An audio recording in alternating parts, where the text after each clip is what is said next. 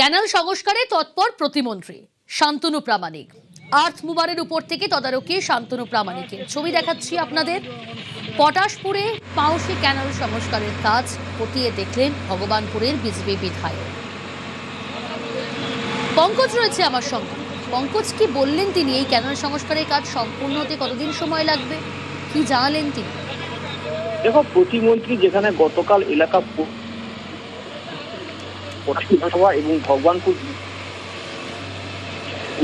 চ্যানেলে কিন্তু যেখানে জল রয়েছে, জলের উপরে কিন্তু কচুরিপানা ভরা রয়েছে, সেক্ষেত্রে জলের অনেকটা বাধা সৃষ্টি হয়েছে। তার জন্য কিন্তু ক্যানেলগুলো খুলে ফেপে রয়েছে। সেই ক্ষেত্রে যেখানে রয়েছে 12 ক্যানেল খাল রয়েছে, 12 বেসিন রয়েছে, তাতেও জল কিন্তু প্রচুর পরিমাণে স্টক হয়ে রয়েছে। এই কচুরিপানা সংস্কারের জন্য তিনি ভেবেছিলেন এবং আজকেই তিনি কি দেখা গেল আর্থ মুভার নিয়ে এসে একেবারে ক্যানেল সংস্কারের যেখানে আর্থ মুভারের উপরে বসেই তিনি কিন্তু ক্যানেল সংস্কার করলো।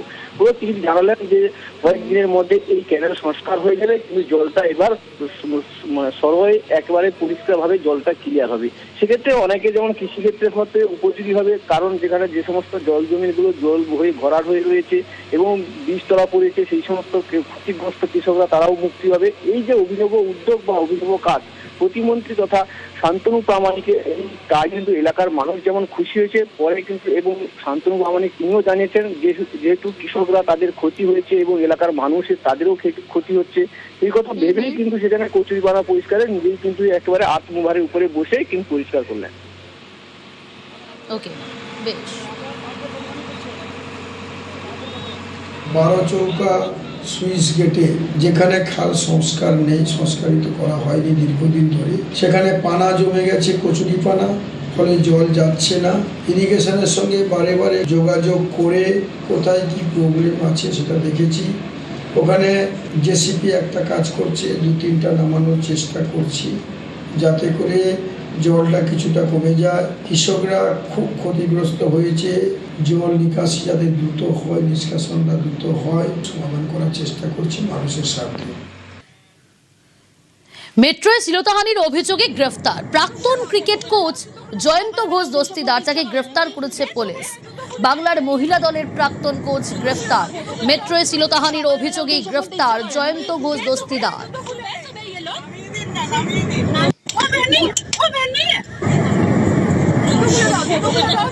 সকালবেলা উঠে এইসব করতে ইচ্ছা করে নাকি?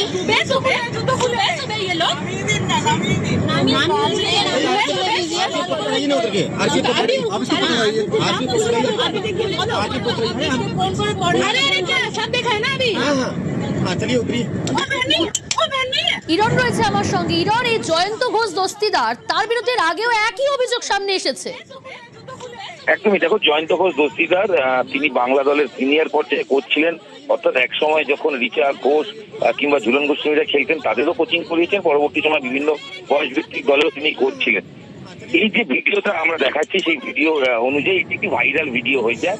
যে খবর পাওয়া যাচ্ছে, গত বৃহস্পতিবার দিন দমদম থেকে মেট্রোয় ওঠার পর চলন্ত ভিড় মেট্রোয় এক মহিলার উদ্দেশ্যে তিনি অশ্রাব্য অঙ্গভঙ্গি করেন এবং পরবর্তী সময় তাকে শ্লীলতাহানি করার চেষ্টা করেন।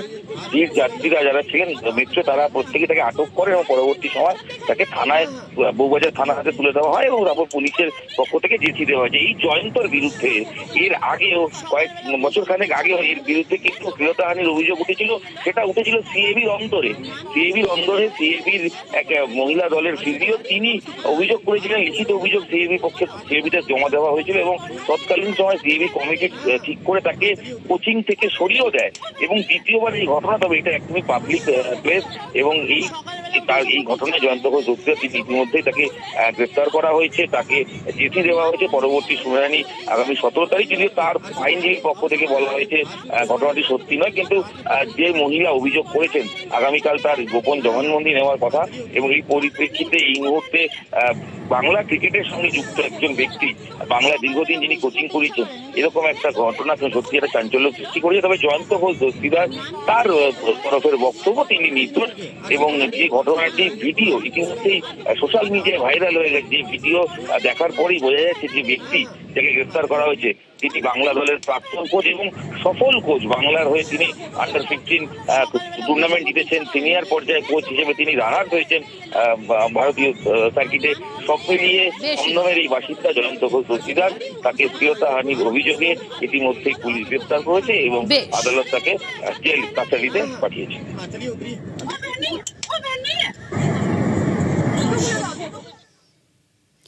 বাংলার মেয়েরা হবেন ঝাঁসির রানী, আত্মরক্ষায় ঢাল হবেন নিজেরাই। স্কুলে স্কুলে সেলফ ডিফেন্সের ট্রেনিং দেবে রাজ্য সরকার। চালু হতে চলেছে রানী লক্ষ্মীবাই আত্মরক্ষা প্রশিক্ষণ, জারি গাইডলাইন।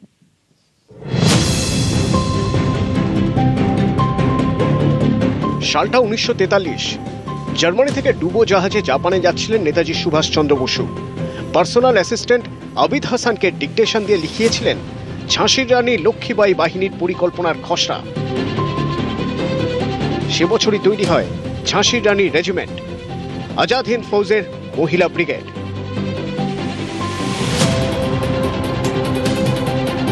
ঝাঁসির রানী লক্ষ্মীবাই ব্রিটিশ বিরোধী লড়াইয়ের বহ্নি শিখা, 1857 সালের মহাবিদ্রোহের নেত্রী। তার নামে এবার রাজ্যে মেয়েদের সরকারি প্রশিক্ষণ শিবির। স্কুলে স্কুলে চালু হতে চলেছে রানী লক্ষ্মীবাই আত্মরক্ষা প্রশিক্ষণ। পশ্চিমবঙ্গ সমগ্র শিক্ষা মিশনের তরফে গাইডলাইন জারি করা হয়েছে।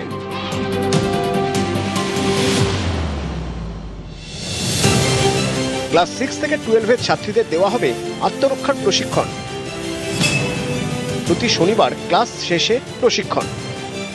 রানী লক্ষ্মীবাই আত্মরক্ষা প্রশিক্ষণ সরকারের তরফে নতুন প্রকল্প বা নতুন উদ্যোগ বলা চলে, যেখানে সরকারি স্কুলের ছাত্রীদেরকে শেখানো হবে আত্মরক্ষার কৌশল। মেয়েদের ক্ষেত্রে অনেক বেশি ইম্পর্টেন্ট হয়ে যাচ্ছে সেলফ ডিফেন্স। কেন এত রেপ কেস মেয়েরা কিছু করতে পারছে না। আমাদের অনেক সুবিধা হয় যদি সেলফ ডিফেন্স আমরা শিখি। এটা নিজেদের মধ্যে কনফিডেন্স থাকে যে কেউ আমাকে কিছু বললে বা কেউ আমাকে কিছু করলে আমি নিজেকে রক্ষা করতে পারবো। যেহেতু এটা আমাদের মেয়েদের স্কুল, মেয়েদের ক্ষেত্রে তো ভীষণই ভালো প্রোগ্রাম হবে, নিজেদেরকে ফিট রাখতে পারবে এবং আত্মরক্ষা তো করতে পারবে। হ্যাঁ, ভীষণভাবেই খুশি।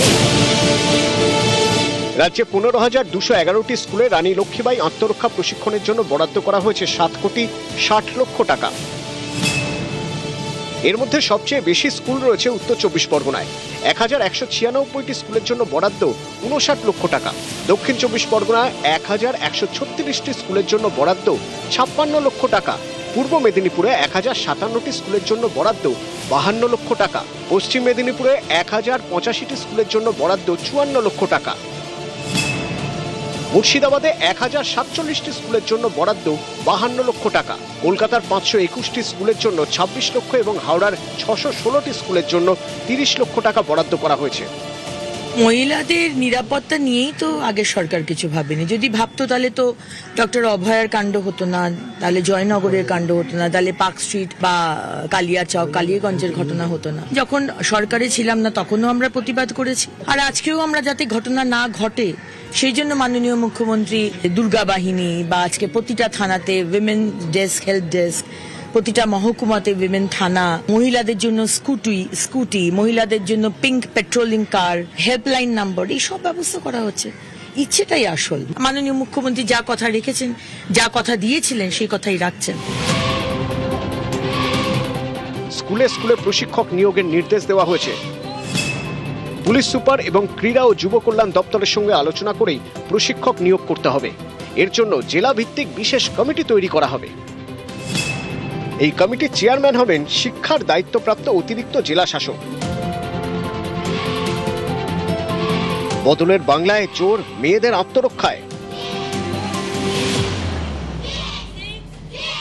যে সমস্ত জিনিস অগ্রাধিকারের জায়গায় রয়েছে, সেই অগ্রাধিকারের 1 নম্বরে রয়েছে নারী সুরক্ষা।